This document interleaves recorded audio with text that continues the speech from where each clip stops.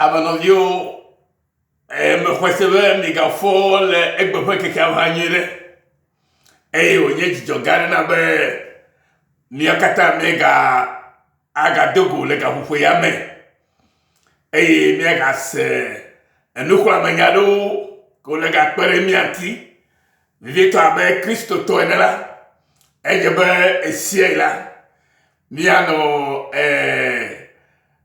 eyosem ela be eya akpere mi ati gere be mi atemu ano etese abe Kristo to va faoine ele dami fe que asire keme e politique mi abe dame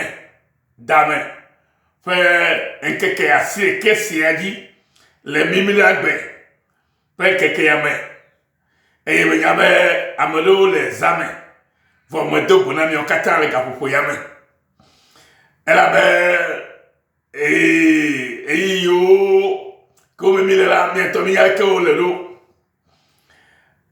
mi le gbedomda de amesiamata keke sia keke na yebe mi afa lo modo mi agbole akpado ji hala mi do mi kwese be ma onto ya ke mi afa jile do de mi okatanti onyale sike mi oha mi le totrombe no le notefe amesiamla na no dediere le yefe no fe ke ole le simo mi le totomia si onye dolele kle nufori si kele chagala cham le hiya mebe vo abe mauvio ne yala ni kwese be maula ko mi akatata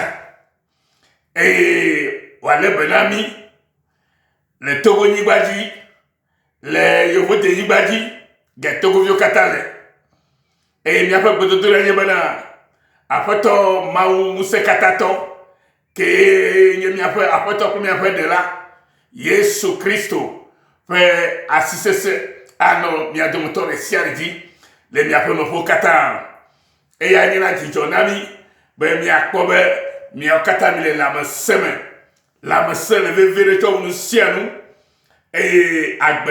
agbekwasi unu sianu ata mi ya o fedoda sibe mi ano gbedomda de no via ota de mi ata be mi ano sesere be mi ano la meseme agbe kenye mau ke le mi amala mi atema le bene yehane le benami ale be wanya no na mi le folo no la me ata le mas le ko dami fe que masire que se allí le mio ya go le fi hohola me dibe mi ando kunu vile odinami ela be amoga potol fuflun kokoko le no me gele o me vieto le Kristo to fe agbono me ata o le be mi ando kudo no odinami ejeji ala be na mi maga no chaka me esiai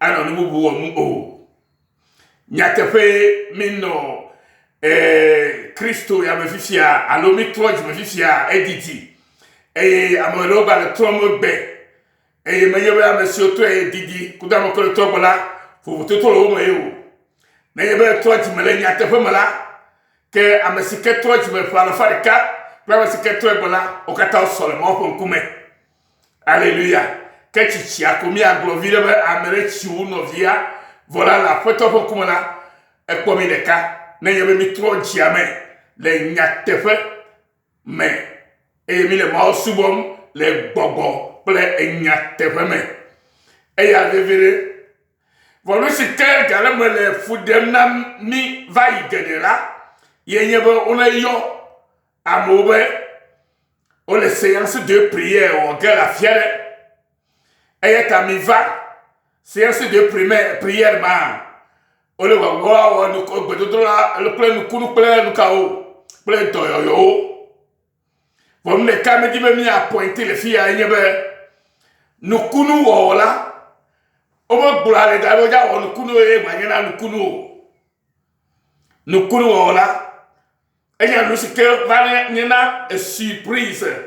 Alors nous que y a maoufé, nous savons des défis, les non madame. Il y a nous kunu. Nous que me le moque pas là. Et au fond nous c'est quatre pour il a il y a nous kunu. Et facilement on ne promet pas un miracle. On ne promet jamais un miracle. Vous nous que comme il est bien church gero alo hawo gero ko ni church hawla o promettre na nukunu Yesu Kristo to ke uvani beji amo promettre nukunu na mareka o de ko gomene kwesela ala kwa nukunu les situations même. Alléluia. Elle avait Yesu ayo wa nukunu menye biawo alo apostole alo maonya golale alors révérend de mais nous kunu alors Yesu mais nous kunu le tani yebe e ba le van koko e mi me le mission là enye nous sisi benya e ya ta koko ta si me ma gwe na no vinyero ne na to se gome ale me to trona va bena on da si am fufu on da si on da sa mo beble ne wa gbo ji mo to trona manya na mo Jimototo yenye nukunu. Jimototo va vala yenye nukunu. Et ya tae o leve febe. Et jimototo la obo doa le dale o. Ke beke ba sema unya. Ye ma unya kasinchio la. Et ya trojimala nukunu bato de la gome. Nukunu bato de la gome. Et nukata la tro ye la gome. Ye ne trojime nyate honya ene onema. Et le coup de bateau la même, donc pour qui, Bomag qui a ce mot là, et il y a trop de petits mots. Américain promettre la dîme, donc toi avec mi trop de petits mots. Et le cas que la cassitio, et toi la va, et toi elle a dit toi va, c'est que tu m'en bon, ben la trop dîme. Alléluia. Et il y a nous kunu. N'ayez pas ekbe. Américain va nous kunu promettre, ben mi va mi bon. Et mi va être là, et nous coulons la joie, et la tout là, mais pour un blé, pour un tata, n'a me torsio, au chaka, nous que l'on me gagne à ta femme, mais ça me dit à quoi nous coulons les vagues de main. Mais ça me dit à quoi de il est le dollar. Voilà, et nous, on y a, et nous devons la main. Tout quoi semer, mais il y a moi la promettre, alors moi la deux fois benami d'aléo. Nous avons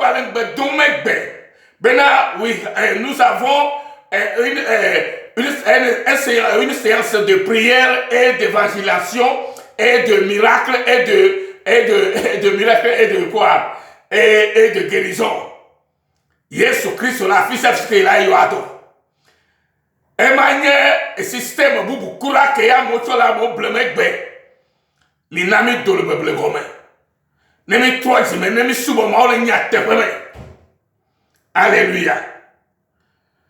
Je disais qu'on ne promet pas un miracle. Mais le miracle est un mystère inattendu. On ne promet pas un miracle. Mais le miracle est un mystère inattendu qui se produit dans la vie d'un individu qui croit à la parole de Dieu. Mais lorsqu'on promet un miracle, ce n'est plus un miracle. C'est ce qui est promis et c'est ce qui est dû. Ce qui est promis est dû. Ce n'est plus un miracle. C'est un système de tromperie. À blamo et à blamo kudo magiki. Yema yenyema ya. Mais il va y avoir un Alléluia. Et là, on me doit nous faire un bé. Oh, que nous nous si, va même, les madame. On me doit nous faire un bé. Que nous si, que, va me faire béme, tona, et moi, nous tona, jessi, maman, que y a nous dit, et au vana, mais là, va comme c'est capoï. Nous si o alonya si o mi sena eti gbola bena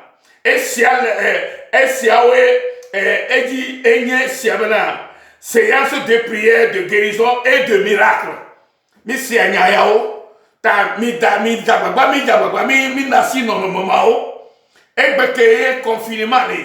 Alors moment ga totore, ebe mi ga tawo séance de prière, de miracle et de guérison. Subo fa yi tonton meya. Bela me sema ne nyabere. Mawe wona nukunu. Nukunu male paso rekamo. Nukunu aposo rekamo. Et situation est présentée là. Et là, moi, je dis que nous Jonah. Tona Koseme. Tona Kose. Qui a donné Nyalachi. Qui a donné Nyamala. Il n'a pas à la tonne Kunu. Et à Jésus-Christ, à ton bonhomme. À mon nom, ne quoi cela. À la tonne. Moi, je dis que et bonhomme est mis à. Et Marie, Béné, quoi cela. Il me tourne Béné, quoi cela. À la tonne, moi, je dis que be no via me ku e ga poto la gbe lazaruma no vi lo loto me de kukunami e do se ka wa milede enye do kenye do kokwere eye ba do afide la e ge be nenye be e bla mo kaka wa afide e ge be na trochi ma so e na to mo be na no vi yo me de kukunami e no anye me se go me cha e vo mi we le manya me vo aso mi se go me e yeta mais praise the Lord. Et la veille, il y a autre amour bleu de l'Egbeya. À mon moment, toi, Jimo, au bout du Kunu Papa. À mon moment, toi, Jimo, au Doyamo, et au fake. À me bluffer le Kunu, ou à préparer chaud, à faire mes cafés avant. Et à me dire, quand on a fait mal, Dieu m'a gâté. Et nous, là, on y a nous qui l'est. Et Satan a fait, aïe, moi, que tu as maintenant flumbe, le plomb, dit la cho Christ bon, et ta mi va Christ bon, mais quand tu vas comme de Christ bon, Christ ou à nous la pas demain. Nous si que mais le mot pour là, il va maintenant se capoter là, il y a le kunu qui est après toi on a. Et il y a ta novine, mais dis ma tourne avec benade, mais quand j'ai le kunu yo me kao, Bible a donné me balé. N'est pas bien avec quoi, pour Jésus Christ dit cela, nous coulons pas de sur la gemia yome. Mais il y a la gem, nous coulons yomo. Mais il y a la foot, mais c'est quand nous coulons. Oh, annoncé, regarde, nous coulons la fiacho. Regarde, les filles en quelque temps. Regarde, les filles en quelque temps. Et Gamon nous dit de Oema. Et tu as mettre l'eau flumé. Et il y a une flamme d'âge, mais tu as trouvé. Et de quoi, bon, nous coulons de temps. Nous coulons, nous gommons. Magic, you are. C'est que nous blâmons, on coupe foufoune là, nous coulons là, on me promet d'aller. Nous coulons là, nous c'est inattendu. Et comme me fasse inattendu, nous qui me n'y avait la vraie. Praise the Lord. Nous de, eh ben, vous si scientifique, et fait que, allô, me n'y a pas. Après, nous pété ça, lettre fait 38 ans. Et il y avait, Yesu tourné dans la fima, et il y a un coup de bagomea. Oh, et il y a le ténor, nous pouvons tirer le bruit à quelqu'un, mais à quoi d'oyo. Alléluia. Voyez, souvent, et il était le coup de jour. Et il voulait pas mal de la pomme. Ne pas nous couler nos lèvres. Nous coulons que tout m'a oublié de ne pas. Nous l'avons dit, il y a quoi ça, il y a soya. Ne be cassez pas à wati quoi. Il quoi ça ya ko doyo ya ko katutu. Yes. Yes me va tourner avec banan kunu abelio. Yen te do que to ko so be benye be. De kage ya je sie bon ko. E nya be de la no. E nya ba la ton tout kai.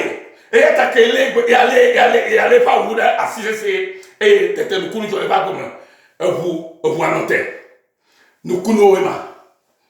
Nous coulons ma non mais et ta me dit na nyesia et na nyon la alome mais la américain na blo nous ko et nyanyo si ko cho na mi ni ye me ko flo et me nyam me nya kayo me nya si ka to bla me ko en kuma ko na mi egbe bible nyanyo bible aye gbo me e ya ye nya mu ke me a nya okata le na ni elle est à quoi à la quelle te perti la bagne te faire on a moto ensemble vivre va et ya ta mi ma ga fo fo fou nous c'est comme dit ba oh nya ko nya bala no vient na trop dime e dime to to yin kunu bato na trop dime nya te ho ko ala kon ko fa gbeme amen na trop dime nya te ho to ko nous kun la to la gbome ni ma ble nous kun ko le problème yema alors et ata mais nyabe elle toji alléluia et mais kalibe esenovio yesu no oiram mau de ololo alléluia et triako nyabo pa kotiti na nyake mau lolo et na kwe na trojime et na kobele no kunu bato kala jo fa gomele et no kunu to ke avec quelqu'un yeme beto me yafi no bola no pasalo alléluia la be yesu todo la gome bobo que todo la gome est-ce que le trojime taille bobo que todo no la fa gome est-ce que le trojime taille bobo que la change no la gome la be trojime taille le Saint-Esprit changera beaucoup de choses dans ta vie parce que tu t'es repenti. C'est ça la vérité. Ce n'est pas un pasteur qui a ce pouvoir de promettre un miracle pour toi. C'est un mensonge. À l'akbae. Ben à wado un kunwe beno. Wado de chauffeur beno. A obemi kwesela. Je suis plein kuno la jemio ya yume. Je suis autour de timilo. Wala du fu timilo e. Ko semele. American Babylon. Bena ne ya promettre o e to mi ya no kun le tchime e to a to yo fa nous seul ya to e me ya prophétiser me ya gloire dicho ya me prophesize. How can I prophesize if it's not the Holy Spirit who led me to prophesize? Mo gloire le gloire yo bona church do me na glory come on prophesize now to prophesy elle prophesize menye gbogbo ko fe to la fima o no vi mi to la fima on ba bre mi ko yesu gbama ga me sune yesu menye enu gba wo mi o ne la mi ho mi ati to lo emi akpo gazan vo yo ke yo mi de ebe mi ye gbeta kola de enye lu to he ale ta mi le gbo fa de na mi do e me di ma mi asego me ne ma no yo ne mi sego me ne ma la ke mi ha mi akpo de ne ma ele ba mi se ke ma wo na mi de ko me e se ke mi troji me ya ta fotola enye nu gorogoro e mi apa nu nyu na bo katara yesu mo mi pele mi apa ne ba me nyenye Doctor Fafa yira yesu mo le nami e ta me tono habe nenye de bi atrozi amen tonto gbea ne be akpo nusiokata maunu la gbomela yesu me la kwele trozi me ko la kon kuma jo la gboma ha la jo e la to kafuna il faut vite la bo la ba ir kai woni la ba mo wono katato e ya ma no la moto wala na kesi wala no be ba wala la plu e le ira la bana ese beneficia Kenya après ton peuple, yeme yagale non, yeme kuno ale non, tu es de dorme pas à la bonne kuno ebe. Le Yesu Christ von kommen. Ma le ira, na gobe, ezare, le Yesu von kommen. Amen.